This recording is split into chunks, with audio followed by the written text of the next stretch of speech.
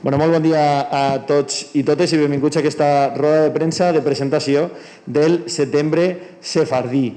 Com sabeu, això en particular és de l'àrea de turisme, però tenim a Natàlia Antonino vivint la seva maternitat, a la qual li manem un bes enorme, i mentrestant hem de continuar en la política de turisme gràcies al gran departament que continua endavant en totes les activitats. El que presentem avui és precisament aquest Setembre Sefardí. Com sabeu, Sagunt és l'única ciutat de la Comunitat Valenciana que forma part de la xarxa de xueries i, per tant, ens comprometem a mantindre viu, per suposat, tota aquesta part del nostre passat lligat a la cultura xueva i a, en la mesura d'allò possible, donar a conèixer i fer partícip a la gent de tota aquesta part del nostre patrimoni cultural. Aquesta presentació del Setembre Sefardí va precisament en aquesta línia, no? En ubicar en un moment temporal, tot i que al llarg de l'any, com ja sabeu, fem moltes activitats, ubicar un moment de l'any, un mes de l'any, en el que anem a fer un especial esforç per donar a conèixer el nostre patrimoni relacionat amb la cultura xueva. El que anem a fer al llarg d'aquest mes són diverses activitats i, com sempre, ho fem des d'una perspectiva àmplia. No es tracta només de que l'Ajuntament duga la iniciativa de forma aïllada, sinó es tracta de fer partícip a tota la societat. Així que comença també donant les gràcies als diferents negocis i associacions que participen en aquesta iniciativa i que ens ajuden també a que aquesta voluntat de l'Ajuntament d'explicar i de convertir en un atractiu el nostre passat històric realment tinga èxit. Així que passe directament a explicar les diferents activitats que es van a celebrar. Me pasa al castellà, que ho tinc al castellà, perdoneu. El sábado 11 a las 10 de la noche habrá una visita a la judería nocturna con un límite de 25 personas. El viernes 17 de septiembre a las 7 de la tarde tendremos la conferència Xueus i Cristians, Tensions i Diàlegs de Ferran García Oliver, que més o menys durarà una hora. I ese mateix dia, a les 10 de la nit, també hi haurà visita xueria nocturna, també en límit de 25 persones. El sábado 18 de septiembre a las 7 habrá microdiálogos con la judería, conoce la casa dels Berenguer, que es, pues, tomando la temática de las jornadas europeas de este año, se propondrá una serie de microdiálogos que sirven de antesala a esta actividad de conocer la casa de Berenguer. Además, se trata de dotar de un extra a la actividad que se va a desarrollar a continuación, como digo. Ese mismo día también, a las 10 de la noche, habrá otra visita nocturna a la judería.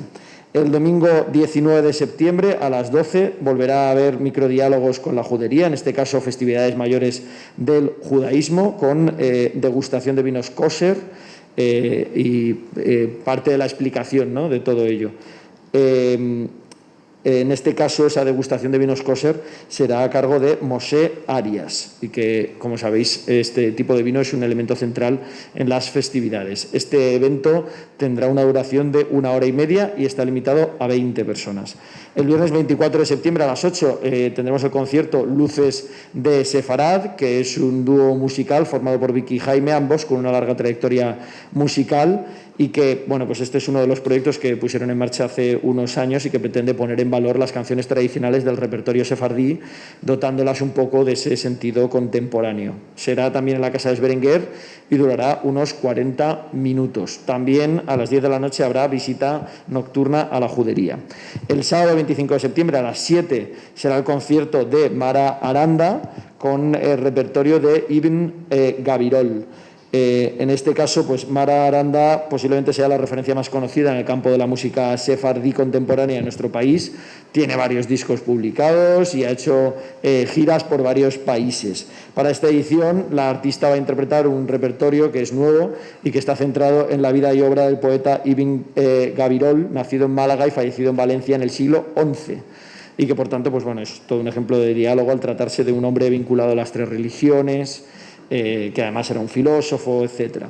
Este acto en particular durará 1 hora y en este caso es más amplia la asistencia, estamos hablando de un límite de 250 personas. Para Para todo ello, ya digo, además hemos contado con la colaboración de diferentes negocios y personas. Algunas de ellas están hoy aquí presentes, así que antes de dar el cierre al acto y después de haber explicado en lo que consistirá todo este mes de septiembre, me gustaría también que pudieran participar y decir unas palabras. Así que, François de Lefou, que participará además desde el ámbito de la gastronomía. Gracias, Darío.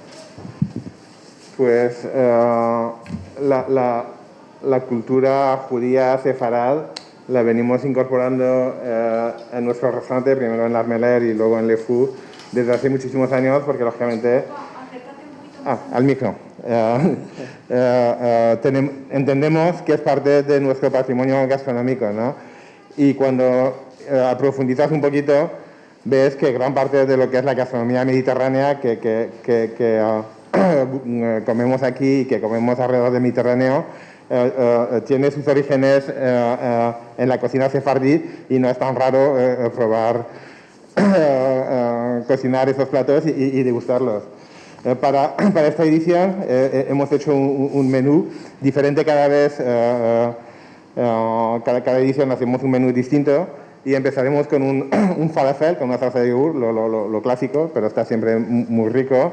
Luego una ensalada de higos que están de temporada, con un queso fresco de cazoleta de las alquerías del Niño Perdido, jamón de pato y nueces. Luego habrá una carne que es un brihuat de cordero con acelgas. El brihuat es como un crujiente, y hacían pastas de hojas de trigo que luego las freían.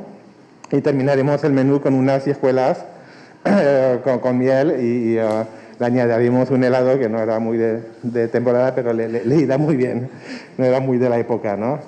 Y este año, como novedad, vamos a maridar el menú con unos vinos de la bodega del Cellar de Capçanes en Montsant, que hace vinos kosher, y ponemos un vino blanco, un Blanc de Noir, un Mas de Donis, y un vino tinto, el Pérez Petita, Garnacha tempranillo, para maridar con el menú, para tener lo que es la cena completamente sefardí y judía.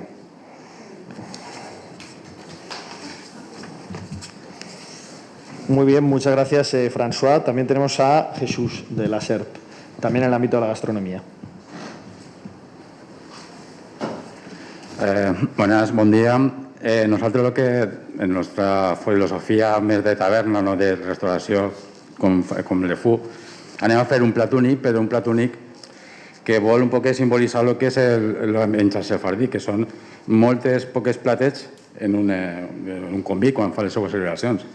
Entonces farem un plat únic, però amb moltes poquetes cosetes. En concret, ficarem 13 coses, perquè el número 13 en la càbala i per la cultura judía se ve que és el número de la sort, i hem jugat en la sort el 13.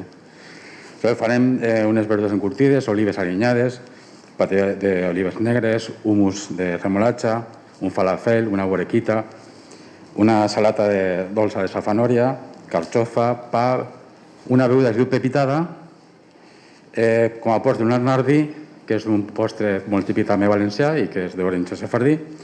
I per finalitzar m'ha fet molta gràcia un llibre que li compré a Meli, de Javier Safra, que venia una infusió de l'amor. Diu, pues vaig a competir con la Viagra, a veure si la cosa va millorant. I la idea és un poquet d'un plat per degustar i que coneix una miqueta la filosofia sefardí. Moltes gràcies. Moltes gràcies, Jesús. Dir que en estos dos casos serà per reserva prèvia, veritat? La gent es posarà en contacte amb vosaltres per a que pugueu tindre el gènere i donar un bon servei. I per últim, així present, Meli de la Llar dels Déus en productes sefardís. Gràcies, Darío. Bon dia a tots. Com sabeu, la Llar dels Déus el que ens agrada és difundir la història i el patrimoni de Sagunt i, com a no, la part sefardí també és part de la nostra història.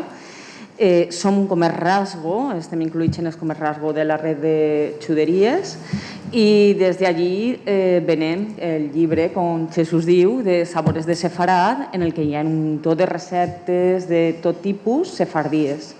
A banda d'això, tenim llibres de història de la part jueva de Sagunt, llibres de la xuderia, llibres medievals.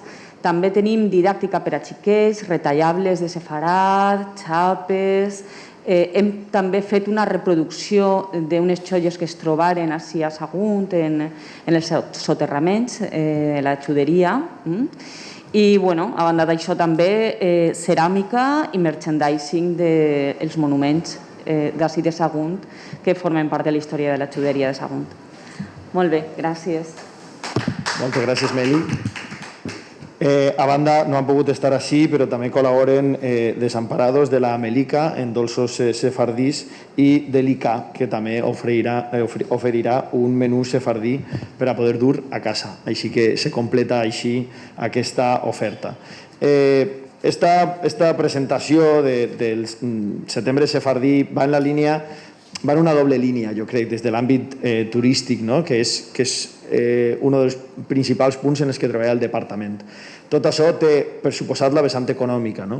Fem turisme també perquè és una forma de generar llocs de treball, de generar riquesa, i precisament en l'àmbit sefardí n'hi ha un gran filó ahí del que poder tirar, perquè n'hi ha molt de turista interessat en conèixer també aquesta part de cultura jueva, particularment, per suposat, gent que viu a Israel i que vol conèixer un poquet la vida avantpassats, i de fet ells tenen institucionalitzat dins de la seva pròpia cultura el visitar aquests llocs en els que l'empremta jueva ha quedat més marcada. Així que posicionar-se com un destí en aquest sentit és una garantia també de poder rebre tot aquest turisme.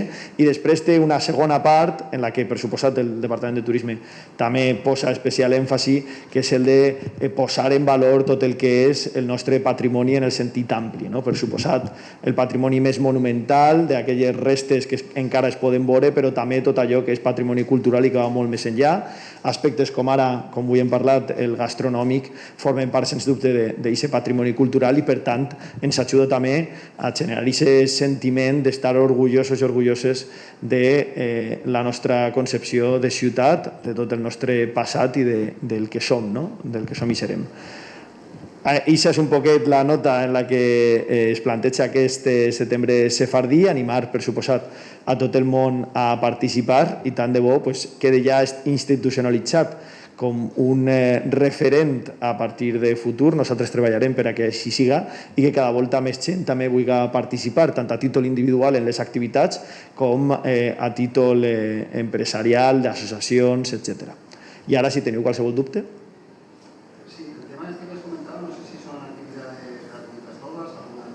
Son todas gratuitas, sí. Bueno, obviamente los menús no. Correcto, hay que hacer reserva previa, sí.